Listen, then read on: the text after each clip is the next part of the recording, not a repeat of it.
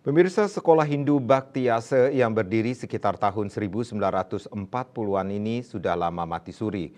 Untuk itu, Dirjen Bimas Hindu Inengah Dwija berharap sekolah Hindu kembali bangkit dan jaya dalam dunia pendidikan di Buleleng.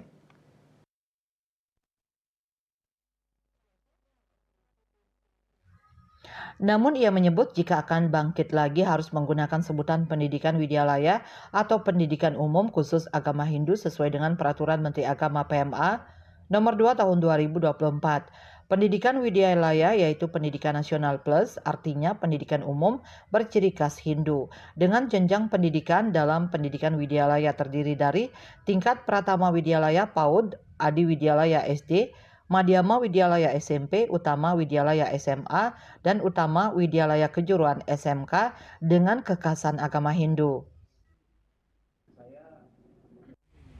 Dapat memberikan bantuan pembiayaan dan juga sarana prasarana dari segi regulasi sudah begitu.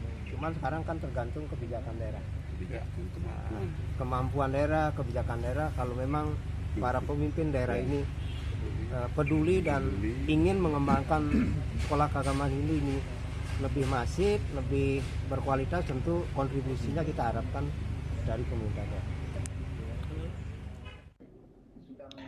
Dirjen Dwija menegaskan bahwa Pemka bisa memberikan pembiayaan kepada pendidikan widyalaya kalau memang pemimpinnya peduli dengan kualitas pendidikan dan SDM Hindu ke depan. Sementara Ketua Dekorda Puskor Hindunesia Kabupaten Buleleng, Dr. Ketut Putrasedana menyatakan untuk menjadikan Bhaktiasa menjadi sekolah umum plus harus mempunyai keunggulan-keunggulan. Dan itu harapan kita, semakin cepat, semakin baik. Ketika ada niat, di situ 1000 jalan akan dibukakan.